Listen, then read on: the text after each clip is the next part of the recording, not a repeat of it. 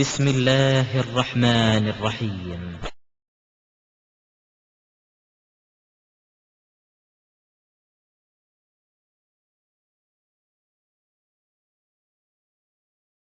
திருமறை குர்ஆனில் மிக முக்கியத்துவம் வாய்ந்ததாக நம்முடைய சமுதாயம் கருதக்கூடிய இன்னொரு செய்தி என்னவென்றால், சூரத்துல் பக்ரா 2வது அத்தியாயத்திலே இடம்பெற்றிருக்கிற 256வது வசனம் ஆயத்துல் குர்சி என்று சொல்லப்படக்கூடிய ஒரு வசனம்.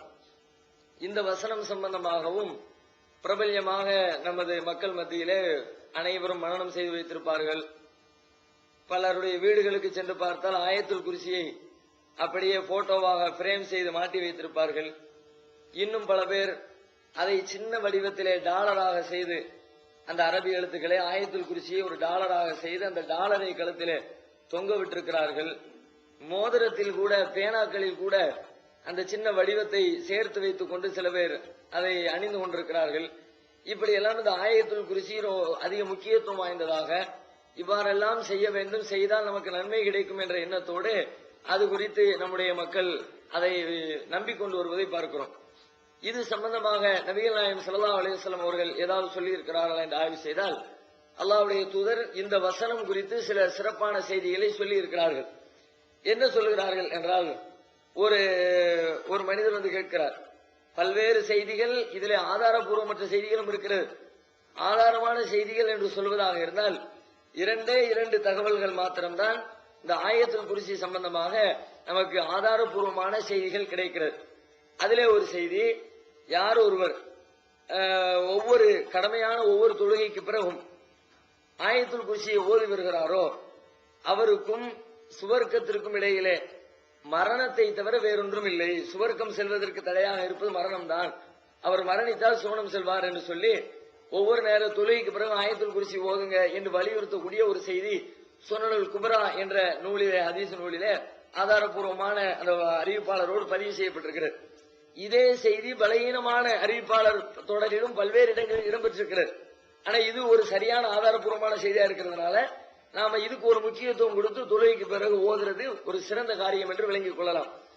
அது மட்டும் இல்லாமல் ஒரு தடவை அபூ ஹுரைரா ரலியல்லாஹு அன்ஹு அவர்கள், அவங்கள நபிகள் நாயகம் ஸல்லல்லாஹு அலைஹி வஸல்லம் அவர்கள் இந்த ஜக்காத்துல் ஃபித்ர் இருக்குல்ல, ரமலான்ல ஃபித்ர் பணம் பொருள், இந்த பொருளை பாதுகாப்பதற்காக வேண்டி அபூ ஹுரைரா அவர்களை ரசூல் ஸல்லல்லாஹு அலைஹி வஸல்லம் நியமித்திருக்கிறார்.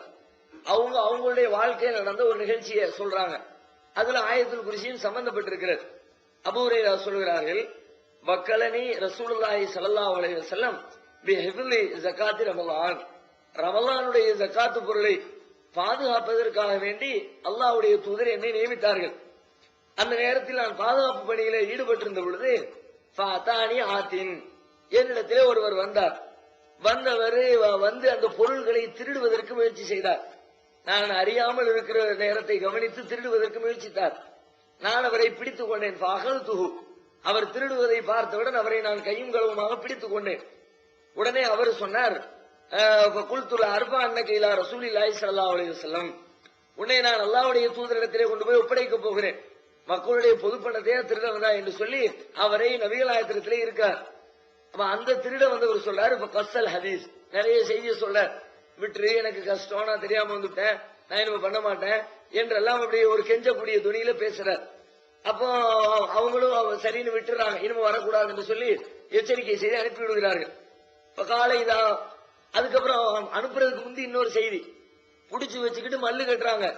மல்லு கட்டும் பொழுது கடைசியாக அவர் விடமாட்டாருன்னு தெரிஞ்ச உடனே அந்த வந்த மனிதர் ஒன்று சொல்றாரு, நான் உனக்கு ஒரு செய்தியை சொல்லி தரேன், ரொம்ப உயர்தரமான ஒரு மகத்துவமான ஒரு செய்தியை உனக்கு நான் சொல்லி தர்றேன், அதற்காக வேண்டியாவது என்ன நீ விட்டுரு என்று சொல்லி கெஞ்சி கேட்கிறார்.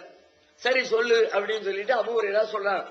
சொன்ன உடனே அந்த வந்த ஆளு சொல்லி கொடுக்கிறாரு, ஆயத்துல் குர்சியை ஓதி காட்டி இந்த வசனத்தை, இது ரொம்ப சிறப்பான ஒரு வசனம்.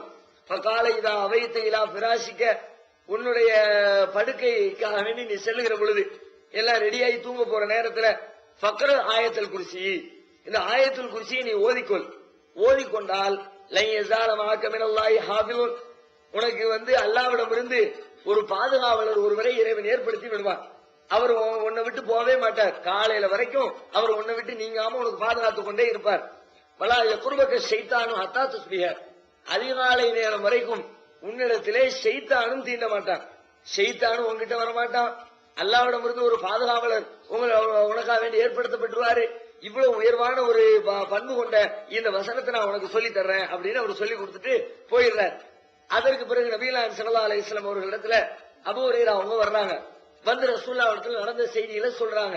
சொன்ன உடனே நபிகள் ஸல்லல்லாஹு அலைஹி வஸல்லம் சொல்றாங்க, சதகக்க, அவன் உண்மையைத்தான் அவன் சொல்லி இருக்கிறான், உன்னிடத்துல அவன் உண்மையைத்தான் சொன்னான்.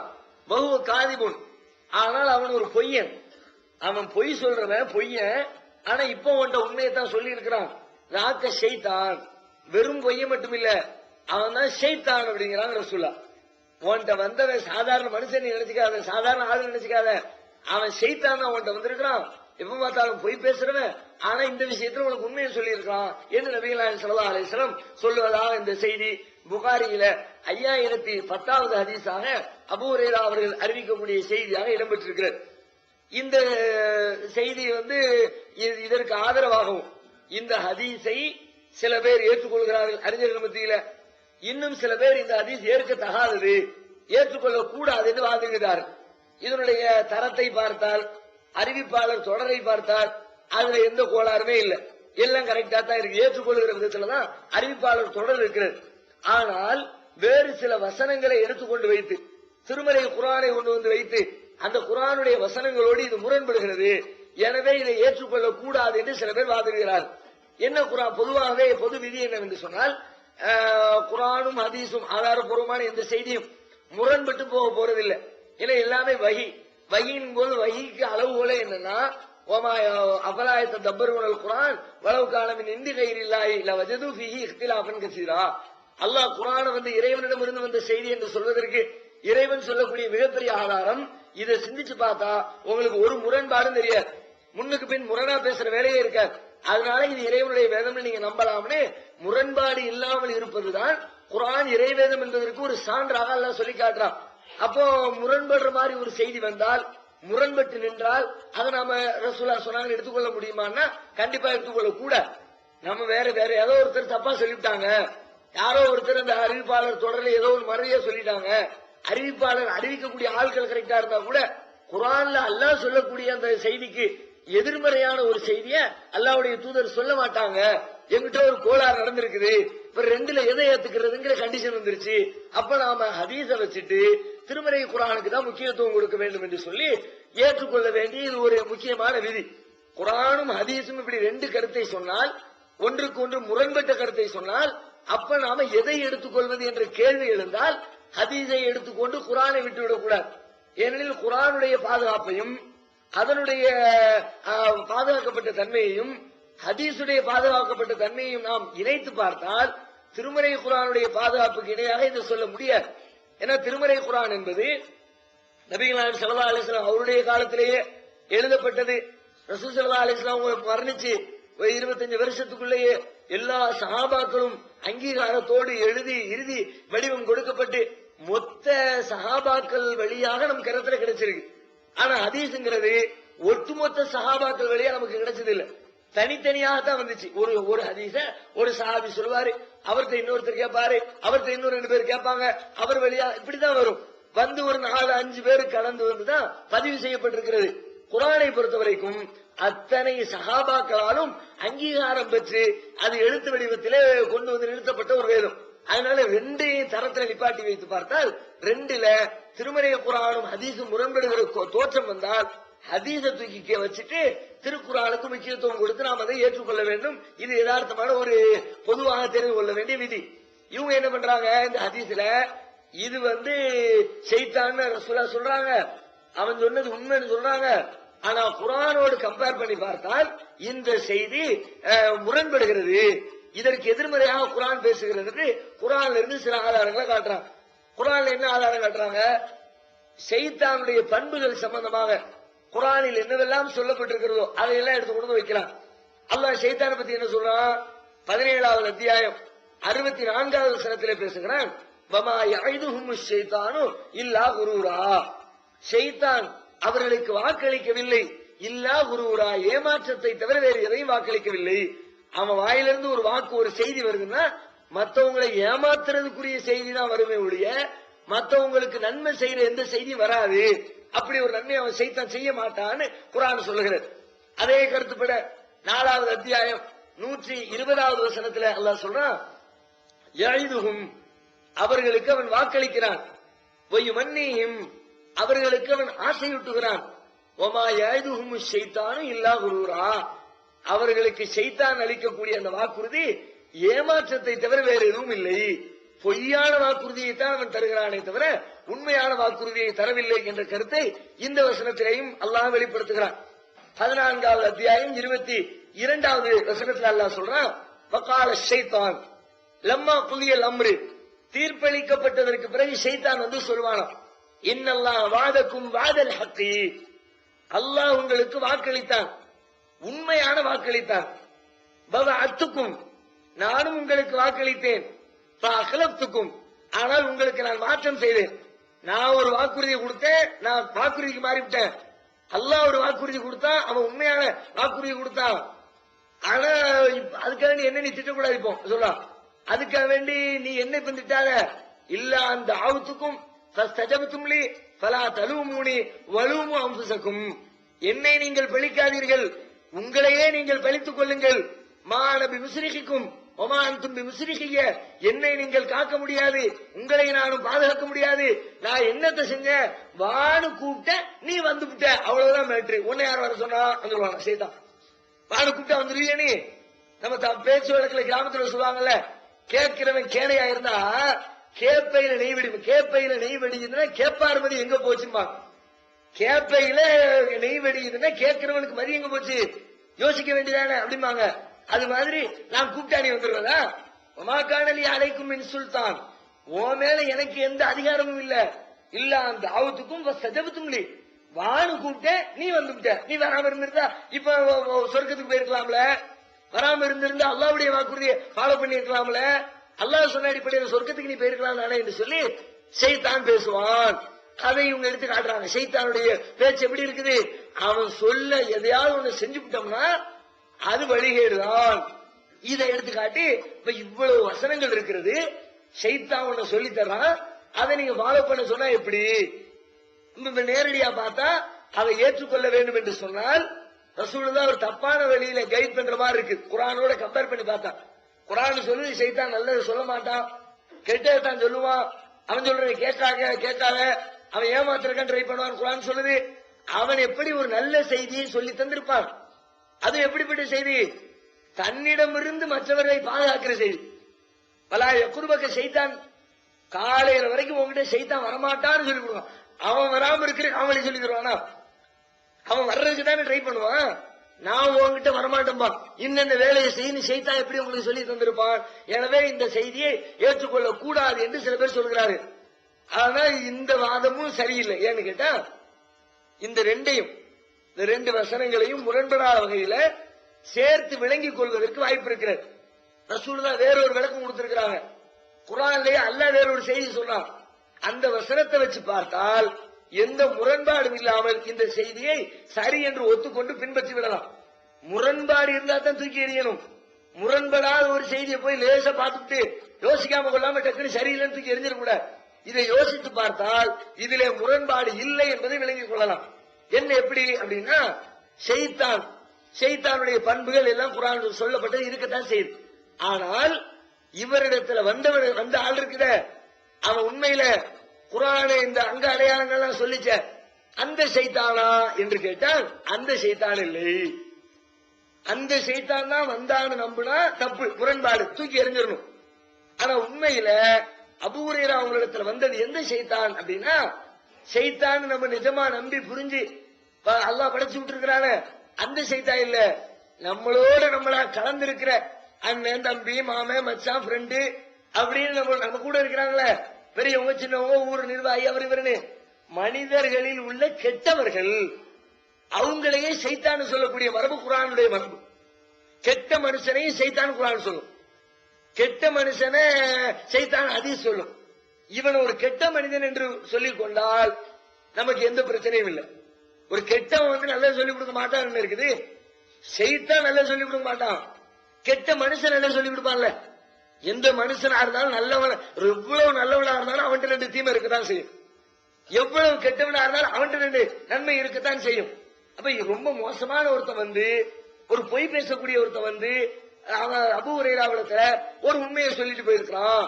அவனை மனிதன் என்று, மனித ஷைத்தான் என்று நம்பினால் எந்த கோளாறுக்கும் இடமில்லாத வகையில் அந்த ஆயத்துல் குர்சிக்குரிய சிறப்பை நாம் புரிந்து கொள்ள முடியும். 2வது அத்தியாயம் 14வது வசனத்தில் அல்லாஹ் சொல்லுகிறான், வைதால குல்லதீன ஆமனு காலு ஆமன்னா. நயவஞ்சகர்கள் இருக்கிறாங்களே, முனாஃபிக்குகள், மூமின்களை பார்க்கும்போது ஒரு வேடம் போடுறது, காபிர்களை பார்க்கும்போது நாங்க உங்களை குரூப் தான் அப்படின்னு ஒரு வேடம் போடுறது.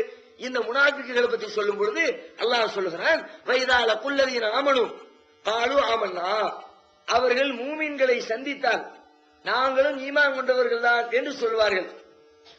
ஒய்தா கலவிலா ஷயாத்தீனிஹிம், அவர்கள் தங்களுடைய ஷைத்தான்களோடு தனித்து விட்டால் இன்னா மாக்கும், நாங்க உங்களோடு உள்ளவங்க என்று சொல்லுவாங்க. ஷைத்தான் அல்லாஹ் இங்க குறிப்பிடுறது யார? அவங்க அந்த காபிர்களுடைய தலைவர்களை ஷைத்தான் என்ற வார்த்தையில் அல்லாஹ் குறிப்பிடுகிறான். அப்ப மனுஷனையும் ஷைத்தான் அல்லாஹ் சொல்ற, கெட்டவன மனுஷனையும் ஷைத்தான் அல்லாஹ் சொல்லி காட்டுறான்.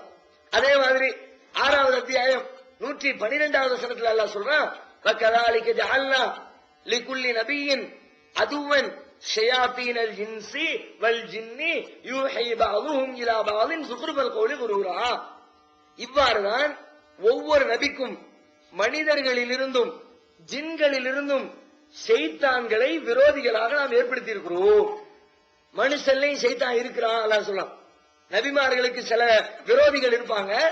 ஷைத்தான் ஜின் இனத்துல உள்ள ஷைத்தான் அந்த விரோதியும் இருப்பான், மனித இனத்துல உள்ள ஷைத்தானும் இருப்பான். 2 பேரும் விரோதியா இருப்பாங்க. அப்ப மனுஷன்ல ஷைத்தான் இருப்பான்றது இந்த வசனத்திலிருந்து நம்மால் புரிந்து கொள்ள முடிகிறது.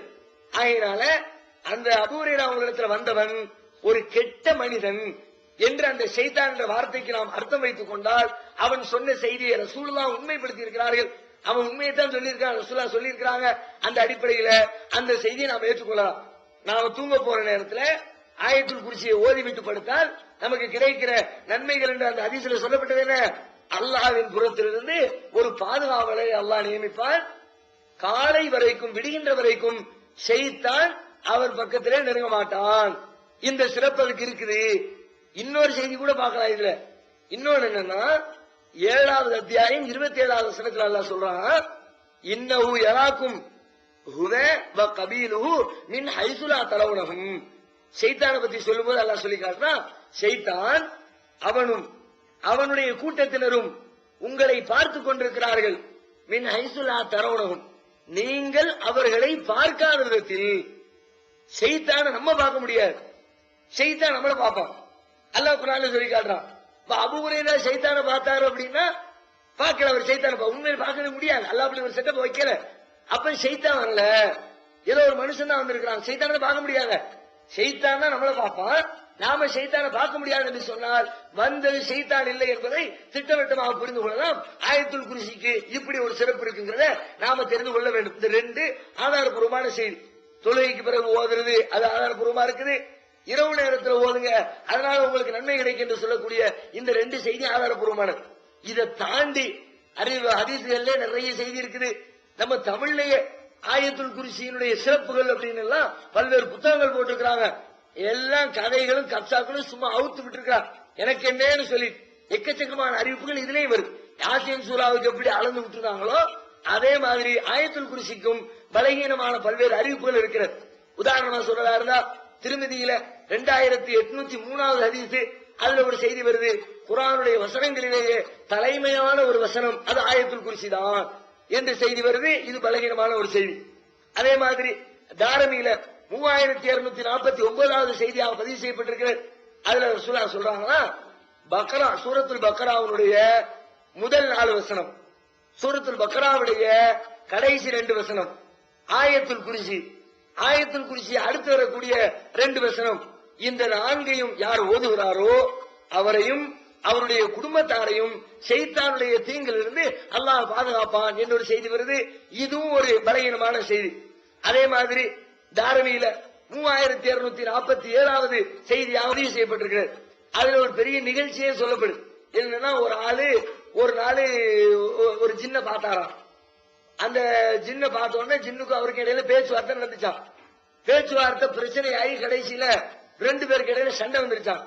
சண்டை வந்த உடனே இந்த ஆள் அவன் அந்த ஜின்ன போட்டு அடிச்சு நிமித்திட்டாரான்.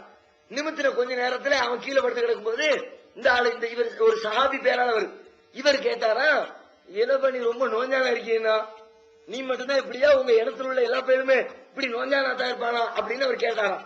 உடனே அவன் சொன்னானா, நானும் பாக்குறதுக்கு ஆள் நோஞ்சான், நான் விட்டு திருப்பி இருப்பேன், வேணா இன்னொரு ரவுண்ட் போட்டு பார்ப்போம், இன்னொருக்கு நீ என்ன ஜெயிச்சுன்னு பார்ப்போம், அப்படி ஜெயிச்சுட்டா நான் உனக்கு ஒரு செய்தியை சொல்லி தர்றேன். திரும்ப ஃபைட் நடக்குது. ஃபைட்ல திரும்ப வந்து ஆள் ஜெயிச்சிடறாரு, இந்த சாபி ஜெயிச்சிடறாரு. ஜெயிச்ச உடனே இவர் தோந்த கன்ஃபார்ம் ஆன உடனே அப்ப அவன் ஒரு செய்தியை சொல்லி கொடுத்தாங்க. என்னன்னா, நீ வந்து இரவு நேரத்துல யார் ஒருவர் இரவு நேரத்தில் ஆயத்துல் குர்சியை ஓதுறாரோ அவரை விட்டு ஷைத்தான் காற்று பிரிந்தவனாக ஓட்டம் எடுக்கிறான், அதிகாலை நேரம் வரைக்கும் அவன் கிட்ட வரமாட்டான் என்று ஒரு செய்தியை அந்த ஜின்னு சொல்லி கொடுத்துட்டு போச்சு என்று சொல்லி 3247 தாரமில்ல செய்தி பதிவு செய்யப்பட்டிருக்கிறது. இதுவும் ஆதாரபூர்வமான செய்தி இல்லை. அதே மாதிரி 3246 தாரமில குர்ஆனிலே மகத்துவம் மிக்க வசனம், குர்ஆன் மகத்துவம் நிறைந்த குர்ஆனுடைய வசனமாக ஆயத்துல் குர்சி இருக்கிறது என்ற ஒரு செய்தி வருகிறது. அதுவும் பலகீனமான செய்தி. அதே மாதிரி ரசூலுல்லாஹ் ஒரு ஆள்கிட்ட கேட்டாங்களாம், கல்யாணம் முடிச்சிட்டியா, இல்ல முடிக்கிறது காசு இல்லைன்னாரு. சொன்ன உடனே அப்புறம் ரசூலுல்லாஹ் சொன்னா, உனக்கு சூரத்துல் காஃபிரூன் தெரியுமா? தெரியுமே. சூரத்துல் நஸ்ர் இதா ஜான சூரா தெரியுமா? தெரியுமே. ஆயத்துல் குர்சி தெரியுமா? தெரியுமே. சூரத்துல் இக்லாஸ் குல் ஹுவல்லாஹ் சூரா தெரியுமா? தெரியுமே. அப்படின்னா ஒண்ணும் பிரச்சனை இல்லப்பா, அந்த சூறாவை ஓதி அதை மகரா வச்சு நீ கல்யாணத்தை முடிச்சுக்க. ஏன்னு கேட்டா, ஒவ்வொன்றும் இந்த 4ல ஒன்னும் குர்ஆனில் 4ல் ஒரு பகுதி, சூரத்துல் காஃபிரூன் 4ல ஒரு பகுதி, சூரத்துல் இக்லாஸ் 4ல ஒரு பகுதி, சூரத்துல் நஸ்ர் அது 4ல ஒரு பகுதி, ஆயத்துல் குர்சி அது 4ல ஒரு பகுதி, மொத்தமா சேர்த்தா ஒரு குர்ஆனை ஓதி கொடுக்கிறேன்றத வச்சுக்கிட்டு நீ வந்து மகராக்கிக்கிட்டு கல்யாணம் முடிச்சுக்கலாமே என்று சொல்லி கொடுத்ததாக செய்தி வருகிறது.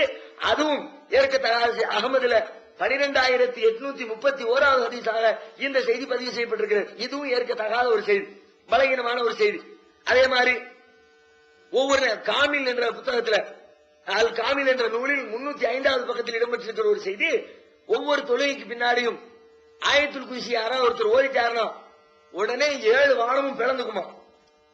எதுக்கு பிளக்குதான்? ஆயத்துல் குர்சி ஓதுனவரை அல்லாஹ் பார்க்கிற வரைக்கும் அந்த பிளவு மூடாது. அப்ப என்ன கருத்து சொல்ல வராங்க? வானம் மூடி இருக்கிறதுனால அல்லாஹ் நம்மளை எல்லாம் பார்க்காம இருக்கிறானா?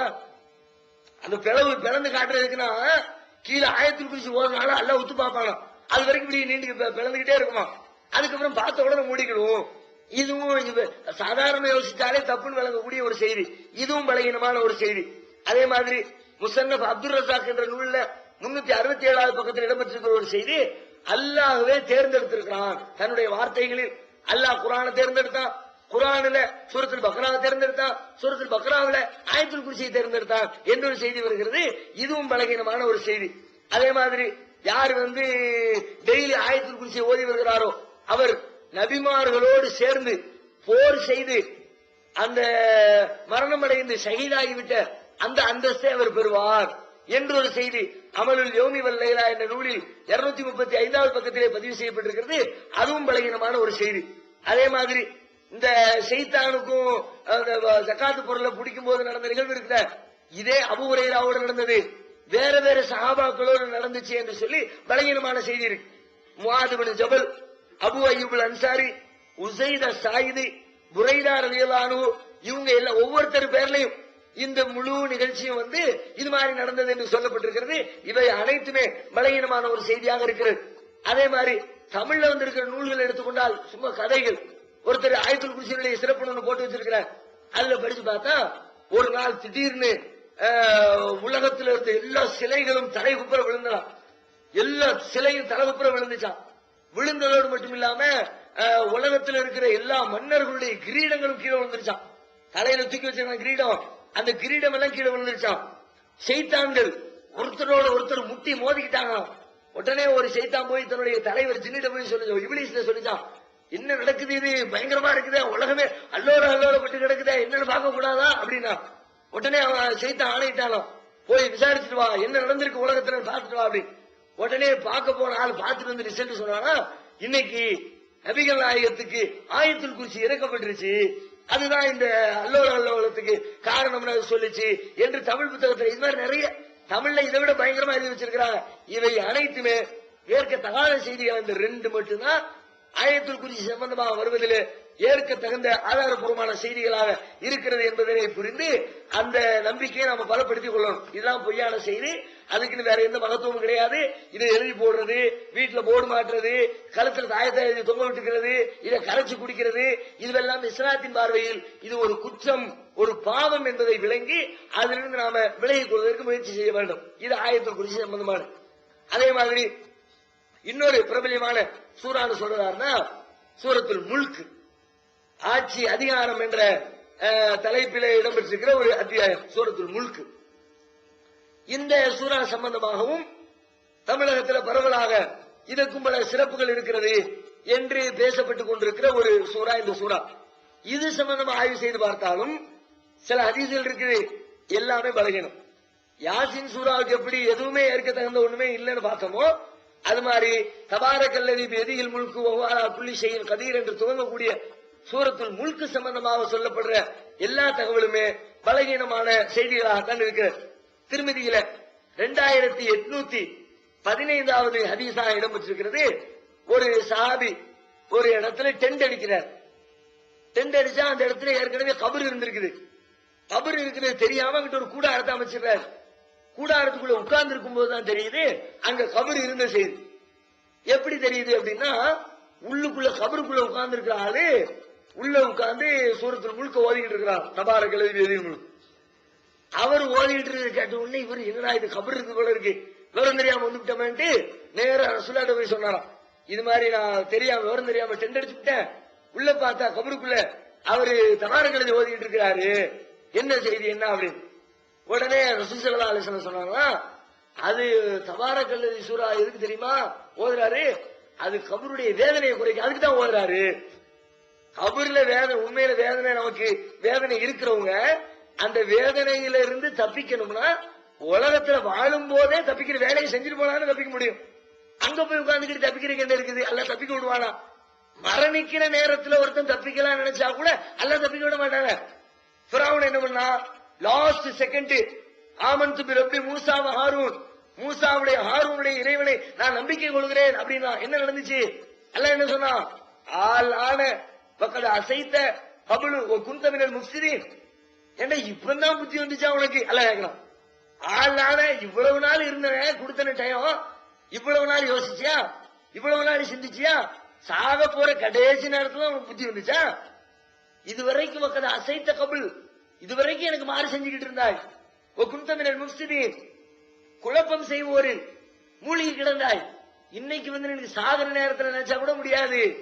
அந்நாள விக்கிறா அழகா பணம், அந்நாள் அவர்களுக்கு அந்த நாளில் அறிவு வரும், அந்த அறிவு வந்து என்ன பிரயோஜனம், அதனால் எந்த பயனும் இல்லை என்று அவர்களுக்கு சொல்லப்படும் என்று குர்ஆன் சொல்லி காட்டுகிறது. இவர் கபருக்குள்ள போய் உட்கார்ந்துக்கிட்டு ஓதினாரு என்று சொல்லப்படுற செய்தி இது ஒரு தப்பான செய்தி, திருமதி இடம்பெற்றிருக்கிறது. இதே மாதிரி இந்த தபாரக்கல்லதி சூரா சம்பந்தம் வரக்கூடிய இன்னொரு செய்தி, தாரீக் திமிஷ்க் என்று சொல்லப்படக்கூடிய ஒரு நூலிலே 6வது பாகத்திலே 45வது பக்கத்திலே இடம்பெற்றிருக்கிற ஒரு செய்தி.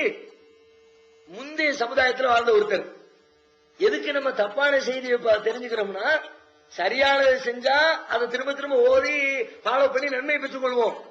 தப்பானதை தெரிஞ்சாதான் தப்ப சொல்லி நம்ம வழி எடுக்க முடியாது. தப்பானதுல தானே நிறைய வழிகேடு. நம்ம நன்மையை செய்யாட்டி அது ஒரு விதம், தீமையை செஞ்சா அதான எல்லா இடத்துல ஒரு பெரிய கொஸ்டின் ஆகுது. அப்ப நாம தப்பான தகவல் என்னங்கிறத புரிஞ்சுக்கிட்டாதான் இன்றைக்கு இல்லாவிட்டாலும் இன்றைக்காவது ஒரு நாள் அந்த தப்பான தகவல்களை சொல்லி நம்மை யாரும் வழிகெடுத்து விட முடியாமல் நம்மை நாம் பாதுகாத்துக் கொள்ள முடியும். அதனாலதான் இதை நாம சொல்லிக்கிட்டு இருக்கிறோம். முன்னாடி வாழ்ந்த சமுதாயத்தில் ஒருத்தர், அவர் வந்து தபாரக்கல்லதி சூரா மனப்பாடம் பண்ணியிருந்தார். அவர் ஒரு நாள் இறந்துட்டார். இறந்து அடக்கம் பண்ணி கபர்ல வச்சாச்சு. மலக்கு கேள்வி கேட்க வருவார்ல, கேள்வி கேட்க மலக்கு வந்திருக்கிறார். வந்த உடனே அவர் முகத்துல இருந்து அந்த சூரா எந்திரிச்சு வெளியே வந்துச்சான். தபாரக்கல்லதி சூரா அது அப்படி, அது என்னமோ மனுஷன் மாதிரி உள்ளுக்குள்ள ஒளிஞ்சிட்டு கிடந்து எந்திரிச்சு வர்ற மாதிரி அது எழுந்து வந்தது. வந்த உடனே இவர்கிட்ட கேள்வி கேட்கிற வேலை தான் வச்சுக்கூடாது, இது நம்மாளு, இது இங்க இந்த வேலை இங்க காட்டாரு.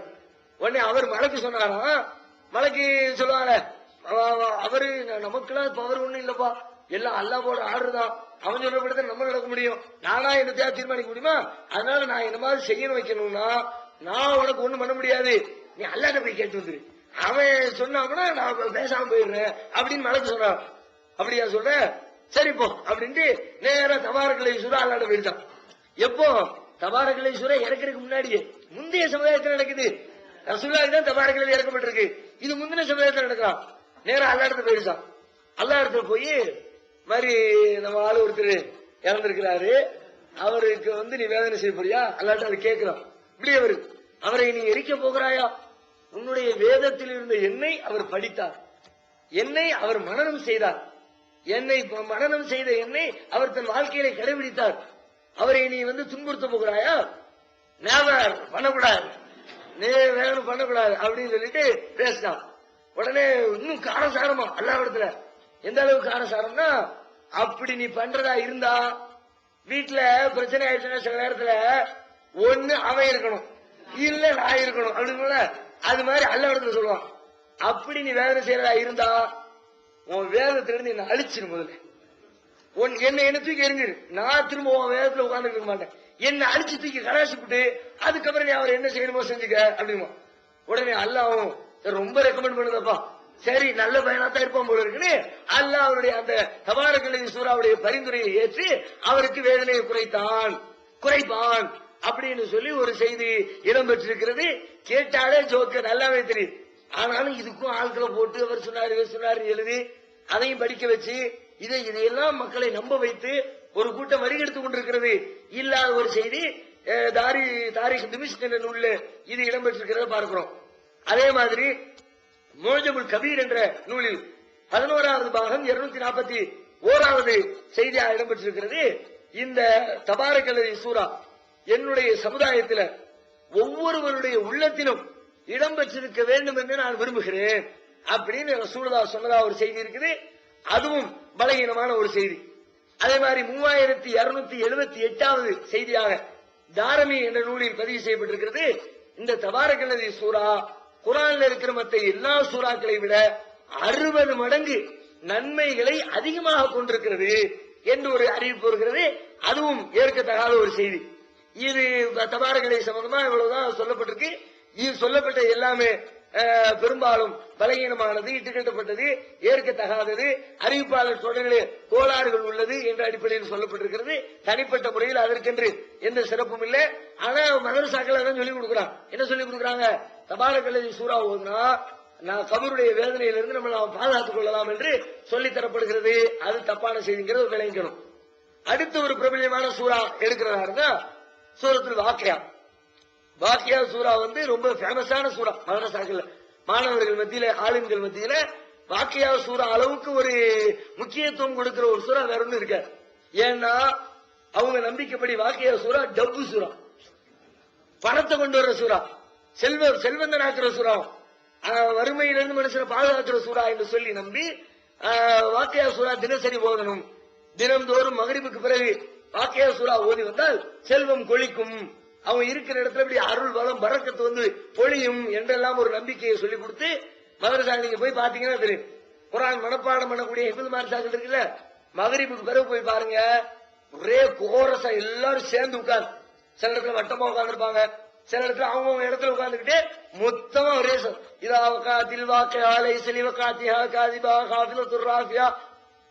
அப்படியே சத்தமா அப்படி ஊரு கடைசி வரைக்கும் கேட்கும். அது மாதிரி சத்தம் போட்டு ஓதுவாங்க. மாணவர்களுக்கு ஓதி கொடுக்கிறாங்க, ஓத வைக்கிறாங்க. காரணம் என்னன்னா செல்வம் வரும் என்று சில அறிவிப்புகள் வருகிறது.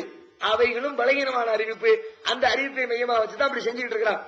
உதாரணமா சொல்லதாருன்னா வாக்கியா சூரா சம்பந்தமா வரக்கூடிய ஒரு செய்தி திருமதியில 3219வது ஒரு செய்தியாக இடம்பெற்றிருக்கிறது. ஒரு நாள் அபூபக்கர் அவங்க ரசூலுல்லாஹ் இடத்துல கேட்டாங்களா, அல்லாஹ்வுடைய தூதரே என்ன முடியெல்லாம் நரைச்சு போச்சு என்ன அப்படின்னா, உடனே ரசூலுல்லாஹ் பதில் சொன்னாங்கன்னா, வேற ஒண்ணும் இல்லப்பா, அந்த சில சூறாக்கள் தான் என்ன நினைக்க வச்சுட்டு, சூறாக்கள் உள்ள கருத்து என்ன முடிய நினைக்க வச்சிருச்சுன்னு ரசூலுல்லாஹ் சொன்னாங்க.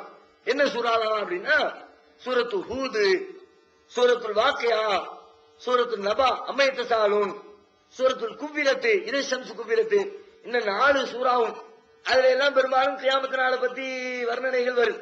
அதை படிச்சதுல என் முடியெல்லாம் நரைச்சு போச்சுன்னு சொன்னாங்க என்ற ஒரு செய்தி திருமதியில 3219வது செய்தியாக பதிவு செய்யப்பட்டிருக்கிறது. ஆதாரப்பூர்வம் இல்லாத செய்தி, பலகீனமான ஒரு செய்தி, இது ஏற்க தகுந்த ஒரு செய்தி இல்லை. அதே மாதிரி ரசூல்லா அதிலே வருது. ரசூல்லா சொன்னாங்கன்னா, ஆரம்ப காலத்தவர்களின் கல்வியையும் இறுதி மக்களுடைய கல்வியையும் இவ்வுலகத்தினுடைய கல்வியையும் மறு உலகத்துடைய கல்வியையும் பெற்றுக்கொள்ள வேண்டும் என்று யார் விரும்புகிறாரோ அவர் வாக்கியா சூறாவை ஓதட்டும் அப்படின்னு சொன்னாங்க அப்படின்னு வருது. அப்படி அப்படி இருக்கும்னா போய் உட்கார்ந்து மணிக்கணக்கில் கஷ்டப்பட்டு நாளை பூரா செலவழிச்சு காலேஜில் உட்கார்ந்துகிட்டு இருக்க தேவையில்லை. உட்கார்ந்து வாக்கியா சூறா ஓதணுமா, எல்லா நாளைக்கும் மனைவியில் வந்து உட்கார்ந்துடணும், எல்லா அறிவும் வந்துடணும். அப்படி ஒரு செய்தி வருது. இதுவும் பலகீனமான ஒரு செய்தி. அதே மாதிரி சுஅபுல் ஈமான் என்ற ஒரு நூலில் 2வது பாகம் 491வது செய்தியாக பக்கத்தில் இடம்பெற்றிருக்கிறது. இப்னு மஸ்ஊத் ரலியல்லாஹு அன்ஹு அவங்க ஒரு நாள் நோய்வாய்ப்பட்டு இருந்தாங்க. அப்ப உஸ்மான் ரலியல்லாஹு அன்ஹு அவங்களோட நோய் நலம் விசாரிக்க போறாங்க. நோய் நலம் விசாரிக்க போன அந்த நேரத்துல பார்த்தா அவரு செல்வம் இல்லாம கஷ்டப்படுறத பார்த்துட்டு, உனக்கு நான் ஏதாவது தர்றேன்பா நீ வாங்கிக்க அப்படிங்கிறார். அப்ப இல்லங்க எனக்குலாம் ஒண்ணும் வேண்டாம் அப்படிங்கிறார். இல்ல உன் பிள்ளைங்களுக்காக உதவும்ல, நீ போன பிறகு உன் பிள்ளைங்களுக்காக காசு பணம் வேணும்ல, நான் பணம் தர்றேன் வாங்கிக்க அப்படி. அப்ப அவர் சொன்னாரா, இல்ல இல்ல எனக்கு எதுவும் தேவையில்லை, என் பிள்ளைங்களுக்கு வறுமையே வராது. ஏன்னா ரசூல்லா சொல்லி இருக்கிறாங்க, எந்த வீட்டில் வாக்கியா சூரா ஓதப்படுகிறதோ அந்த வீட்டிற்கு வறுமை வராதுன்னு சொல்லி இருக்கிறாங்க. என் பிள்ளைங்களுக்கு நான் வாக்கியா சூராவை சொல்லி கொடுத்துட்டேன் என்று அவர்கள் சொன்னார்கள் என்று ஒரு செய்தி வருகிறது. இந்த செய்தியும் ஏற்க தகுந்த செய்தியில அதனுடைய அறிவிப்பாளர் தொடர் பலகீனமான ஒரு அறிவிப்பாளர் தொடரில் தான் இதுவும் இடம்பெற்றிருக்கிறது. எனவே வாக்கியா சம்பந்தமாக வரக்கூடிய செய்தியும் பலகீனமா தான் இருக்கு. இவைகள் தான் பெரும்பாலும் பிரபல்யமா இருக்குதுன்னு எடுத்துக்கிட்டா சூரத்துல் ஃபாத்திஹா, சூரத்துல் கஹ்ஃப், சூரத்துல் யாசீன், சூரத்துல் முல்க், இது சூரத்துல் வாக்கியா, இந்த சூறாக்கள் தான் மக்கள் மத்தியில பிரபல்யமாக ஆளுங்கள் மத்தியில சொல்லப்படுகிற சூறாக்கள். அது குறித்த தகவல்களை மாத்திரம் நாம பார்த்திருக்கிறோம். எல்லா சூறாக்களையும் அதனுடைய தகவல்களையும் சிறப்புகளையும் தனித்த தன்மைகளையும் அறிந்து கொள்ள வேண்டும் என்று நாம விரும்பணும் என்று சொன்னா அதுக்கு மாதக்கணக்கில் ஒவ்வொரு சூறா சம்பந்தமாக ஆய்வு செய்யறது நாள் நிறுத்துறோம். அதனால தேவைப்படக்கூடிய இதை மாத்திரம் இத்தோடு நாம நிறுத்திக் கொள்வோம். சூறாக்கள் சம்பந்தப்பட்ட செய்தி என்ன, இன்னும் நாள் நெருங்கிருச்சு, இன்னும் 10 நாளுக்குள்ளதான் இருக்குது, நிறைய தகவல்கள் இருக்கிறது, கொஞ்சம் அதிகமாக வேகமாக நாம பார்க்க வேண்டி இருக்கிறது. அடுத்து நாம குர்ஆன்ல தெரிந்து கொள்ள வேண்டிய இன்னொரு ஒரு சிறிய செய்தி என்ன செய்தினா, குர்ஆனை வாசிக்கும் போது ஏற்படக்கூடிய சந்தேகங்களை தான் பார்த்துட்டு வரோம். வாசிக்கும் போது ஏற்படுற இன்னொரு சந்தேகம், சில சூறாக்களுடைய துவக்கத்தில் அலிஃப் லாம் மீம், அலிஃப் லாம் ரா, ஹாமீம், காஃப் ஹா யா ஐன் சாத், தாசீன், தாசீம் மீம், இப்படி எல்லாம் குர்ஆனுடைய தனித்தனி எழுத்துக்கள் இருக்கிற எழுத்துக்களை போட்டு 2 எழுத்து 3 எழுத்து 5 எழுத்து இந்த எழுத்துக்களை போட்டு குர்ஆனுடைய அத்தியாயத்தை அல்லாஹ் துவக்கி இருக்கிறான். எழுத்துக்களுக்கு ஏதாவது அர்த்தம் இருக்குதா அப்படின்னா, தனித்த எழுத்துக்களுக்கு எப்பவுமே அர்த்தம் இருக்காதுல்ல. ஒரு மொழினா ஒரு 2 எழுத்து 3 எழுத்து சேர்ந்து ஒரு வார்த்தையாக உருவாகும் பொழுதுதான் ஒரு அர்த்தம் கொடுக்கும். மானா நீனா அப்படின்னா தனியா மாவனாவுக்கு அர்த்தம் இல்லை, நீ என்னாவுக்கு அர்த்தம் இல்லை, தாவனாவுக்கு அர்த்தம் இல்லை, எல்லாத்தையும் சேர்த்து மா நீ தா இன் அப்படின்னா மனிதன் ஒரு அர்த்தம் கொடுக்கும், கடவுள் ஒரு அர்த்தம் கொடுக்கும். தனித்தனி எழுத்துக்களுக்கு அர்த்தம் கிடையாது. ஆனா நம்ம அலிம்சமர் சொல்லுவாங்க, அவங்களுடைய அந்த மேதாவித்தனத்தை பறைசாற்றுறதுக்கு போய் டவுட் ஏதாவது கேள்வி கேட்டு பாருங்க, உனக்கு அலிஃபுக்கு அர்த்தம் தெரியுமா, திருமணி கேட்கணும் என்ன அர்த்தம் சொல்லணும், ஒரு அர்த்தம் கிடையாது. அலிஃபாக்கு என்ன அர்த்தம், அலிஃப்னா அது ஒரு எழுத்து, ஆனா ஒரு எழுத்து, ஆவுக்கு அர்த்தம் தெரியுமா உனக்கு, காவுக்கு அர்த்தம் தெரியுமா, என்ன இருக்கு, ஒண்ணு இல்லையே. தனித்த எழுத்துக்களுக்கு அர்த்தம் கிடையாது. ஆனா குர்ஆன் எல்லாம் பயன்படுத்துறாங்க அப்படின்னா, சில பேர் அவங்களுடைய யூகத்துல குர்ஆன்ல இருந்து அதுக்கு பதில் சொல்லல, ஹதீஸ்ல இருந்து பதில் சொல்லல, அவங்களுடைய யூகத்தை மையமாக வைத்து சில அவங்களா சில கருத்துக்களை சொல்லி வச்சிருக்கிறாங்க. தஃசீர் குர்ஆன் விளக்குரை நூல்களை எடுத்து பார்த்தால் சில பேர் சொல்றாங்க, அல் அலிஃபு மினல்லாஹ், அல்லாஹ்ங்கிற வார்த்தையில இருக்கிற முதல் எழுத்து அலிஃபு, அதனால தான் அலிஃப் எடுத்தான். வல் லாமு மின் ஜிப்ரீல், ஜிப்ரீல்ல இருக்குல்ல லாமு, ஈல் கடைசியில் முடியல இல்லு, அந்த லாமு தான் அலிஃப் லாம்ல இருக்க 2வது லாமு. ஒல் மீமு மின் முஹம்மது, முஹம்மதுல மீம் இருக்குத ஃபர்ஸ்ட் எழுத்து, அந்த மீமு தான் இந்த அலிஃப் லாம் மீம்ல வர்ற மீமு. அல்லாஹ்ல வர்ற அலிஃபு, லாம்ல வர்ற மீ, ஜிப்ரீல்ல வர்ற லாமு, முஹம்மதுல வர்ற மீமு, இத போட்டு அல்லாஹ்விடம் இருந்து ஜிப்ரீல் வழியாக முகமதுக்கு வந்த வேதம். இதுதான் இதுக்கு அர்த்தம். இதுக்கு ஏதாவது ரசூலா சொன்னாங்களா? ரசூலா எதுவும் சொல்லல. வேற ஏதாவது குர்ஆன்ல விளக்கம் இருக்குதானா? இல்ல. இவங்களாம் இது மாதிரி ஆளுக்கு அலிஃபுக்கு ஒண்ணு, லாமுக்கு ஒண்ணு, மீமுக்கு ஒண்ணுன்னு அவங்களுக்கு என்னவெல்லாம் தோணி இருக்கோ அதெல்லாம் சொல்லி வச்சிருக்காங்க. ஆனா உண்மையில இந்த அலிஃப் லாம் மீமுக்கு தனித்த இந்த சொற்களுக்கு தனித்து எந்த அர்த்தமும் கிடையாதே ஒழிய அல்லாஹ் ஏன் இறக்கி வச்சானா அதனுடைய நோக்கமே வேற, அர்த்தம் நிறைய கிடையாது. ஆனா அல்லாஹ் அர்த்தம் இல்லாத சொல்லிவிட்டானா, பயனில்லாத வார்த்தைகள் எல்லாம் பேசிட்டானா அப்படி குர்ஆன்ல எதுவும் பேச மாட்டான். எந்த வார்த்தையும் உபயோகம் இல்லாம இருக்கவே செய்யாது, உபயோகத்தோட தான் இருக்கும். அப்ப எதுக்கு அல்லாஹ் இருக்கணும்? அந்த காலத்து மக்களிடத்துல ஒரு பழக்கம் உண்டு. நல்ல இலக்கியங்கள், நல்ல கவிதைகள் புனைவார்கள். கவிதைகள் எழுதிவிட்டு இலக்கியங்கள் எழுதிட்டு அந்த இலக்கியங்களை சவால் விடுவாங்க. பத்தியா எவ்வளவு சூப்பரா எழுதியிருக்கிற, கொண்டு வா பார்க்கலாம், இது மாதிரி எழுதி பார்க்கலாம் அப்படின்னு சொல்லும் பொழுது நல்ல இலக்கியங்களை எழுதக்கூடியவர்கள் துவக்கத்துல இந்த அரபி மொழியில இருக்கிற தனித்தனி எழுத்துக்களை போட்டு காட்டுவாங்க. இந்த எழுத்து அலிஃப் உனக்கு தெரியுமில, லாம் உனக்கு தெரியுமில, மீம் உனக்கு தெரியுமில, உனக்கு தெரிஞ்ச அலிஃபையும் லாமையும் மீமையும் காஃபையும் ஹேயையும் போட்டு தான் இந்த புக் எழுதியிருக்கிற. உனக்கு இந்த எழுத்துலாம் தெரியும், உனக்கு தைரியம் இருந்தா அதே மாதிரி நீ இன்னொரு புக்கு கூட பார்க்கலாம். சவால் விடுவதற்காக வேண்டி உனக்கு தெரியுமில்ல இந்த எழுத்துலாம், உனக்கு தெரிந்த இந்த எழுத்துக்களை வைத்துத்தான் இந்த கவிதையை நான் உருவாக்கி இருக்கிறேன், முடிஞ்சா நீ கொண்டு வா பார்க்கலாம் என்று சவால் விடுவதற்காக ஸ்டார்டிங்ல இப்படி எழுத்துக்களை போடுற பழக்கம் ஒன்று அன்றைய அறிவியலிடம் இருந்துச்சு. அல்லாஹ் அதே ஸ்டைல ஃபாலோ பண்ணும். எது ஸ்டைல? அந்த மக்களிடத்துல என்ன ஸ்டைல் இருந்துச்சோ குர்ஆனும் சவால் விடுதல, இது மாதிரி புக்க கொண்டா, இது மாதிரி வேதத்தை கொண்டான்னு சவால் விடுதல, அந்த சவாலை இந்த எழுத்துக்கள் மூலமா உலகத்துக்கு சொல்றான்.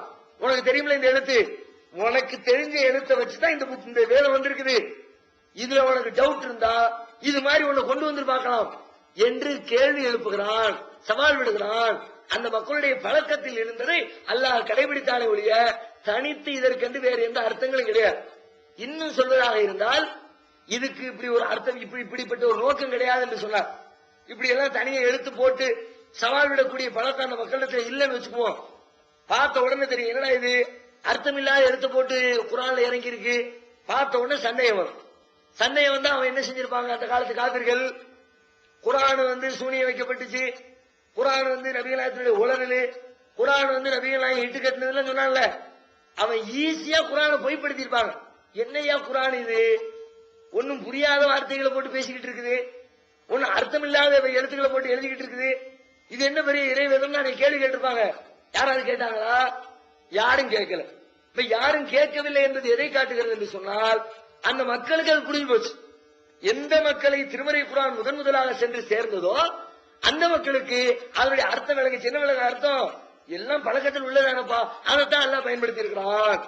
அந்த அடிப்படையில் தான் ஹுரூஃபுல் முகத்தாத் என்று சொல்லப்படக்கூடிய தனித்தனி எழுத்துக்கள் திருமறை குர்ஆனிலே பயன்படுத்தப்பட்டிருக்கிறது. இதுவும் குர்ஆனில் நாம் தெரிந்து கொள்ள வேண்டிய ஒரு செய்தி. இதை அடுத்து இன்னும் சிறப்பான பல தகவல்களை, திருமறை குர்ஆனை ஒரு காமாலை கண்ணோடு பார்த்துவிட்டு விமர்சனம் செய்யக்கூடிய சில பேர் தங்களின் கைகளில் தூக்கி வைத்திருக்கக்கூடிய ஒரு மிகப்பெரிய குற்றச்சாட்டு. ஆனால் திருமறை குர்ஆன் இறைவனின் வேதம்தான் என்பதை நிரூபிப்பதற்கான ஆதாரமும் அதற்குள்ளே இருக்கிறது. அந்த தகவல்கள் என்ன என்பதையும் அவர்களின் கேள்வியையும் அதற்குரிய பதிலையும் இன்ஷா அல்லாஹ் நாளைய தினம் நாம் பார்ப்போம். அல்லாஹ்